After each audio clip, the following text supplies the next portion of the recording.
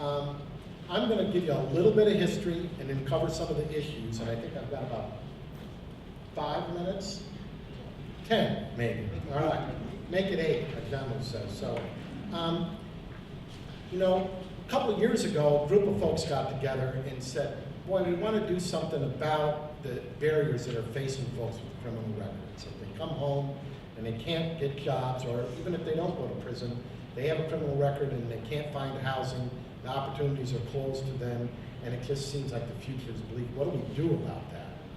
And we started very small, because we were just trying to figure out how do we just change the consciousness of the powers that be, that people in these 2 buildings, how do we get their attention? And so the idea was, let's have a study bill.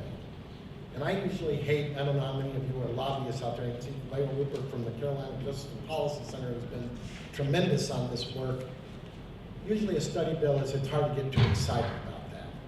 But we wrote the bill in such a way that it was a testimony about why the state had to do something, and about the numbers of people in prison, the numbers of people with criminal records, well over 1 million people, the opportunities that are closed to folks, that the costs that we're spending on building prisons and incarcerating people every day was just something that wasn't sustainable. So the bill was written in a way of, let's just state what the facts are about how our criminal justice system works, and then ask the legislature to take a look at whether there's a better way, whether there's a way to get after these barriers, there's a way to look at the opportunities we ought to provide people, the supports that are needed, and get that started.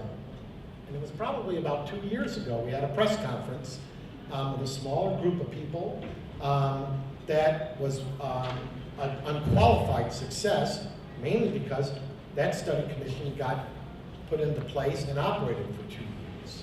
And so many bills I'm going to talk about have been recommended out of that study commission. But that wasn't the only thing that started. We could see that just by lighting that match of, let's think about what the plan is in North Carolina to help reintegrate people back into our communities, started a lot of people thinking about that. And not soon after our press conference and the effort to try and get the study commission off the ground, the governor announced the formation of a street safe task force, along with the Attorney General and the Department of Corrections, that also met for about a year or so. And they have some recommendations that have now come to the General Assembly. And at the same time, this is sort of the case where the dog is chasing the bus and you've caught the bus. This national group called the Justice Reinvestment Project came to North Carolina, offered its services. The state, in a bipartisan way, accepted their services to look at how our criminal justice system works and to see where we can make some savings and cut down on the recidivism rate that we have in the state, where we just have a revolving door for a number of people because of the limited opportunities. And so that system has been going on here in the state for a couple of years, and also has some bills that have been introduced. So all of these things happened within the last 2 years, really the result of a lot of hard work from folks in this room. So what I want to point out to you today in your packet is a one-pager that says, please support Second Chances. And what I would hope you use this as, and Louise is going to talk to you about lobbying. The best way to lobby, of course, is to be yourself, be polite, and she'll cover all of that. But these are some numbers and some talking points for you if you want to make some points with legislators when you meet them today. And I'm not going to go over the details there. The first 7 or 8 bullets gives you some talking points. What I do want to go over with you are the 6 items that we say please support. And again, I will be honest with you, this is not an exhaustive list. And so again, have this page in front of you. There'll be extra copies of this available that you ought to take with you and leave at the legislators that you visit so that they get this in hand. But I'm going to go through these 6, and I'm going to go through them briefly, and I'm hoping there'll be some time for question and answer, so if people have some comments or questions about what these bills may do, we'll try best to answer them. But the first one, and you've heard some mention of this, it's called a Certificate of Restoration of Rights. And there's a House Bill 641 and a Senate Bill 641. And this is a process that we've never had in North Carolina. It's not expungement, but it's modeled after a uniform act and something that was also done in Illinois and some other states, where you can petition the court after you've done your time, after you've had so long that you've been able to show you haven't committed any more crimes, that you ask for the court to restore some of your rights. And that may be rights to certain jobs or licenses. It may be rights to housing. It's the way the bill written now, it's fairly broad in the restoration of rights. Where it's narrow is in for the group of people that it will cover. And it's only certain drug offenses right now.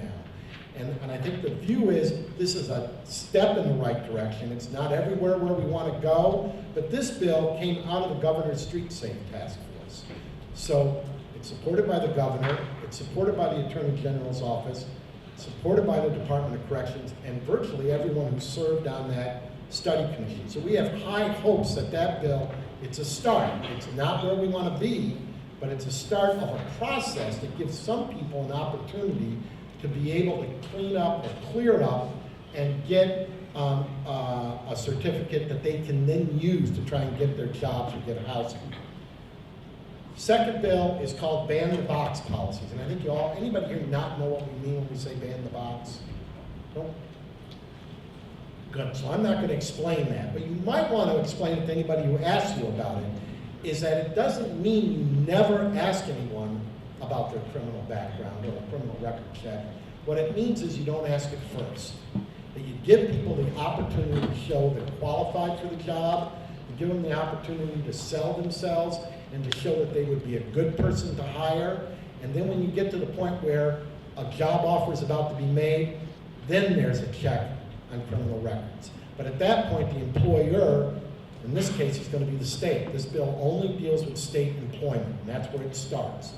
And so there's several bills that have been introduced on Ban the Box, and we're very hopeful about those too. So we hope that will be something that will move along. Number 3 is a huge area, and this is about funding.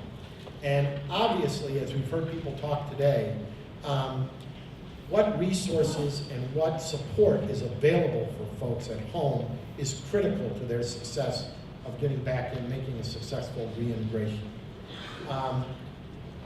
Just talk to folks about that you need to put more resources locally to programs to help folks. Right now, our state budget is probably going to cut some specific programs for people.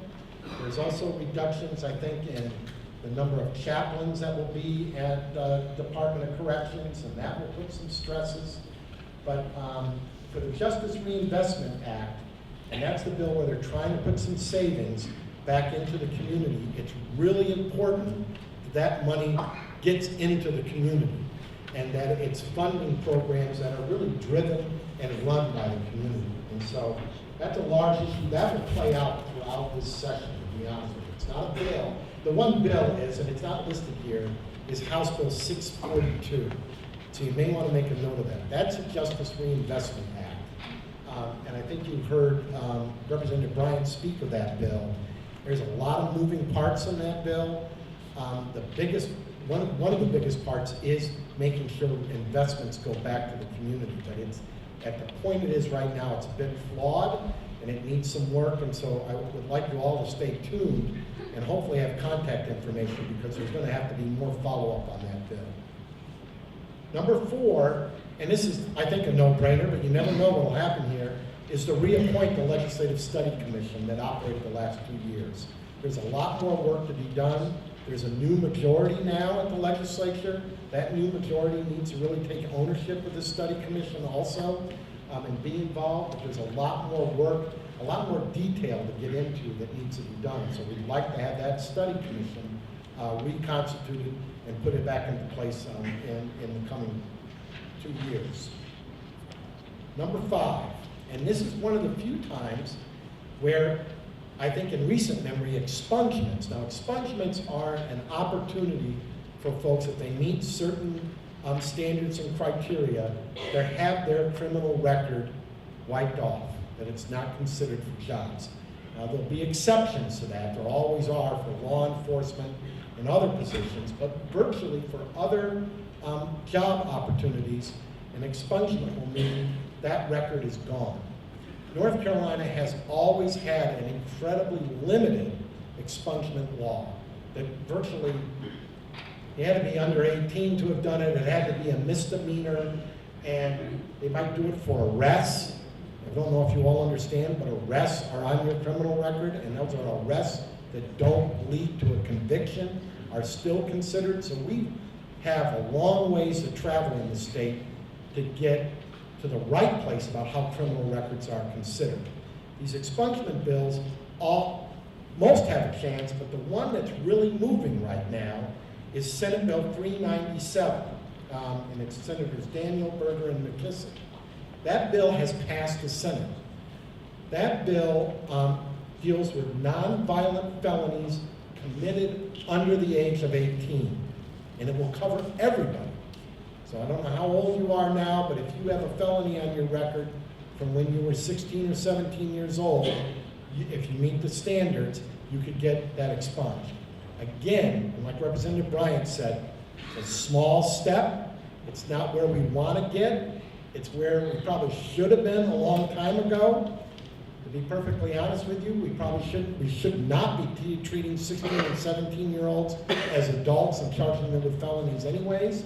There's bills to stop that, and I think folks are hopeful that will occur. But again, it's a positive step forward. When we were thinking about all of this a couple years ago, many of you who were here, we saw this as there needed to be a consciousness raising, because the most discussions over here at the legislature when we talk about crime and punishment was how severe a punishment can we inflict, and if you don't agree with us, you're soft on crime. I think we've traveled quite a ways in the last 2 years where people understand tough on crime, whatever that ever meant, wasn't smart on crime, it also wasn't fair to the people you're dealing with, and it wasn't even fair to the victims, potentially, of crime, because you're not doing anything to try to make the society better, and plus it was morally bankrupt when you really look at it, when there's no ways to think about forgiveness or the ability to get a second chance. So I think we have changed that sort of dynamic, and Senate Bill 397 is one of those testaments to that, because probably 2 or 3 years ago that bill may not have moved. And the last piece, number 6, is opening up opportunities for people to get work first and food stamps that they're not able to get right now if they have certain drug convictions, drug felony convictions. And so there's a bill in the House that would open that up, allow people to have done their time or served their sentence and to have done drug rehab, to give them the opportunity to qualify for these important programs, particularly if you're out of work or you're struggling and you have limited means. So we're hopeful for that as well. I'm going to stop there because I think there may be more questions in Q&A, and if you want to do that after Louisa finishes, and then we can open it up for folks to have any questions. But bring this piece of paper with you, get some more of them, leave them at your legislator's office, and listen to Louisa as she gives you some tips on how to lobby. So thank you.